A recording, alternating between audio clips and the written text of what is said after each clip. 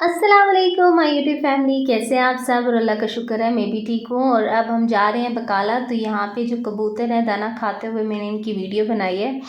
और जो ही मैं करीब गई हूँ तो ये उड़ गए हैं और इतने खूबसूरत लग रहे थे। तो खैर मैं गई थी बकाला और बकाले से मैंने ये मसाले लाए हैं। तो पहले मेरे पास था कड़ी मसाला जिसमें सारे मसाले होते हैं। तो अल्लाह अल्लाह करके वो मसाला ख़त्म किया है। तो मैंने फिर अब सोचा कि मैं सारे मसाले जो है लेके आऊँ। और तकरीबन मैं सारे ही मसाले लेके आई हूँ। एक मुझे ज़ीरा पाउडर नहीं मिला था, बाकी तो ये है अल्हम्दुलिल्लाह मेरे सारे मसाले कंप्लीट हो गए हैं। तो ज़ीरा मैंने साबुत ले लिया था। अब जी फ्रेश धनिया भी लाना था और प्याज भी ख़त्म हुआ था। तो उनके पास 2 किलो वाला प्याज नहीं था तो मैं किलो वाला ही उठा के ले आई। तो ये डिब्बियाँ जो थी मैंने धो के रखी हुई थी। फिर मैंने सोचा कि मैं इनमें ऐसा ऐसा करके मसाला डाल दूँगी। और बस जो ही ये मसाले आए तो फिर मैंने सोचा कि डिब्बियाँ धुली हुई हैं तो जल्दी से मैं इसमें मसाला डाल लेती हूँ। अच्छा, मैंने ज़्यादातर सऊदीया में ना पाकिस्तानी मसाले नहीं देखे, इंडिया के देखे हैं और केरला के देखे हैं, बांग्लादेश के देखे हैं। वहाँ के मसाले ये लोग जो है यूज़ करते हैं। पाकिस्तानी मुझे कोई मसाला नज़र नहीं आया।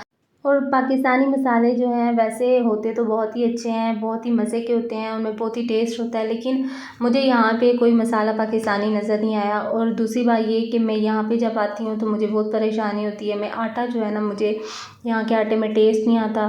तो मैं इतनी परेशान होती हूँ। जो लोग यहाँ के रहने वाले हैं ना उनके लिए तो आसानी है। और वैसे भी व्लॉग्स में देख देख के एक आप ही ने मुझे बताया था कि हारा जो है एक मार्केट है, वहाँ पे पाकिस्तानी हर एक चीज़ मिल जाती है।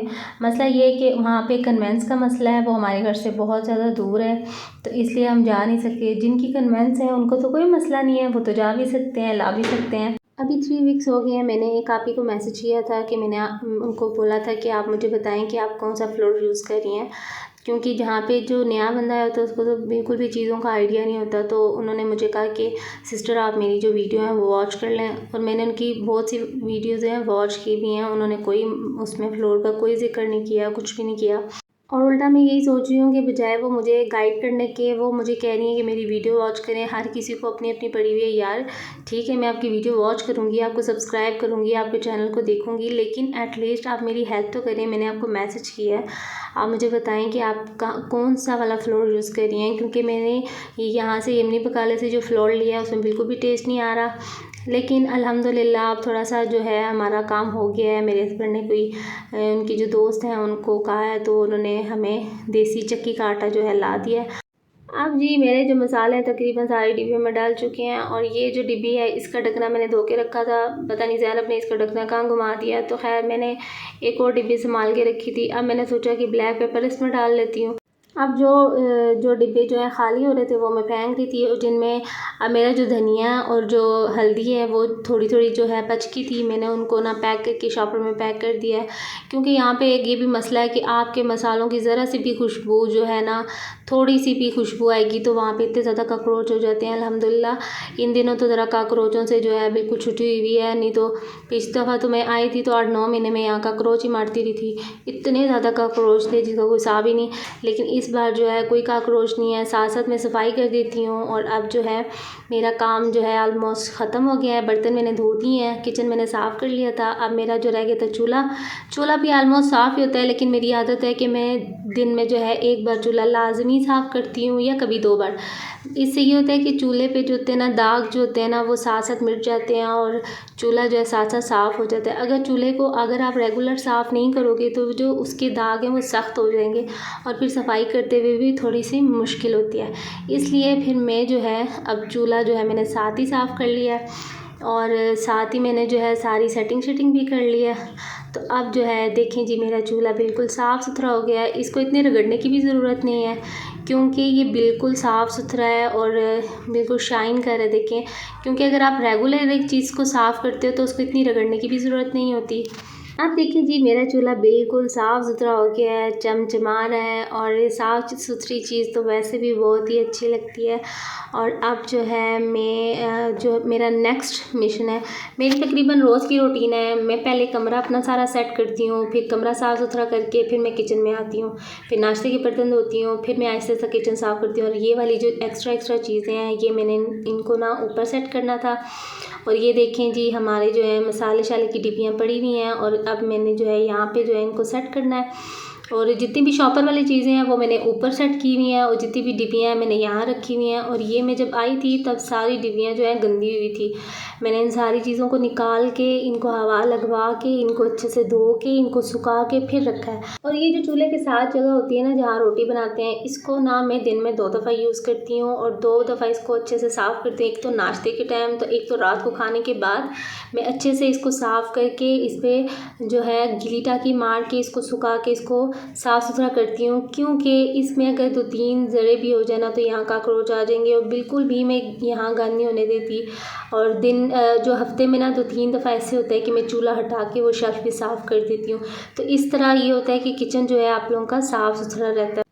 और मेरी रूटीन ये थी कि जब हम पाकिस्तान में थे ना तो हम लोग जो है उठते होते थे और फिर हम अपना कमरा साफ़ करते होते थे। कमरा साफ़ करने के बाद हम नाश्ता करते थे और नाश्ता करने के बाद जो हमने बाद में काम करने होते थे वो हम करते थे।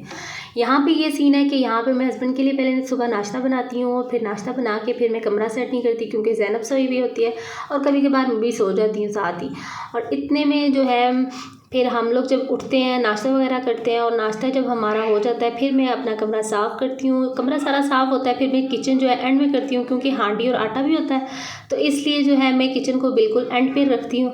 जब एंड पे सारा काम हो जाता है फिर मैं किचन का फर्श धो के साफ़ सुथरा हो जाता है। फिर फारग एक कमरा है और एक किचन है और एक ही वॉशरूम है, लेकिन डेली के डेली साफ़ करती हूँ। ये नहीं है कि मैंने 1-2 दिन स्किप कर दिया, नहीं, मैं डेली के डेली साफ़ करती हूँ। अब जो है मैं कटिंग कर रही हूँ खाना बनाने के लिए और खाने में आज मैं बना रही हूँ कड़ी पकौड़े।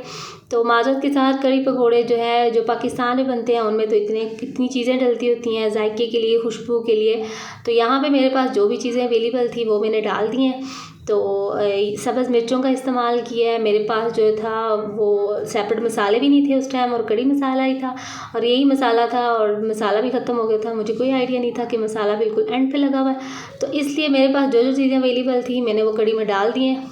अब हम इसको अच्छे से मसाले को जो है भुनेंगे। अच्छा, हम लोग जब पाकिस्तान में कड़ी बनाते हैं तो हम उसमें ना दही, बेसन, सारी चीज़ें उसी में डाल के उसको ग्राइंड कर लेते हैं। तो मेरे पास जो है ग्राइंडर नहीं है तो मैं इसलिए फिर पहले मसाला बना रही हूँ और मसाले में फिर जो है मैं इसमें जो दही और बेसन जो मैंने फेंट के रखा हुआ वो डाल दूँगी।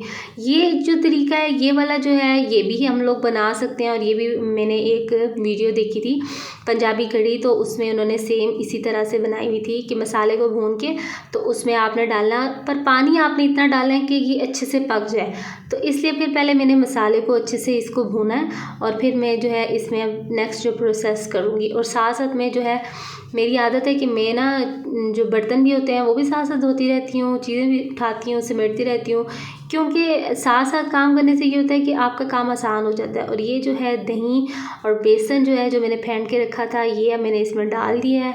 अब हम इसमें डालेंगे पानी और पानी की मिक़दार हम इतनी करेंगे ताकि ये अच्छे से पक जाए। और ये देख सकते हैं कि मैंने इसमें और भी पानी ऐड किया है और अभी मुझे ये पानी कम लग रहा था तो मैंने इसमें और पानी ऐड कर लिया है। और अब ये जो है यहाँ की दही में ये होती है ना कि वो वाली खटास नहीं होती जो पाकिस्तान की जो दही में खटास होती है वैसी खटास नहीं होती। और यहाँ पे ये हल्की हल्की आंच में पक रही थी। इतने में जितनी देर में ये पक रही थी हम लोगों ने मसाला बनाना है पकौड़ों का, और पकौड़ों के मसालों के लिए हमने प्याज और सब्ज़ मिर्ची ली है। मेरे पास धनिया अवेलेबल नहीं था और ये पाकिस्तान ही है जहाँ पे आपको जो चीज़ कम लगेगी आप फ़ौरन जाएंगे और गली के नुक्कड़ से ले आएंगे। ये सऊदीया है, यहाँ पे जो है बार बार निकलने से भी बहुत ही मसला होता है, बार बार बाया करो फिर पहनो और फिर चीज़ लेके आओ। इससे बेहतर है कि जो चीज़ घर में है उसी से ही आप जो है चीज़ बना लें तो बेहतर है। और ये देखिए हमारे पकोड़े हो गए हैं तैयार और हमारी कड़ी जो है पक गई थी और हम लोगों ने इसमें डाल दी हैं पकोड़े। और बघार जो है वो मैंने लगानी थी लेकिन मेरे पास तो कोई चीज़ अवेलेबल नहीं थी, इसलिए फिर मैंने जो है ये जिसमें पकोड़े फ्राई किए हैं उसी का ही ऑयल डाल दिया था ताकि इसमें थोड़ा बहुत तो पकोड़ों का जो प्याज ब्राउन होने का जो टेस्ट होता है वो आ जाए और इसमें जो कच्चापन है वो ख़त्म हो जाए।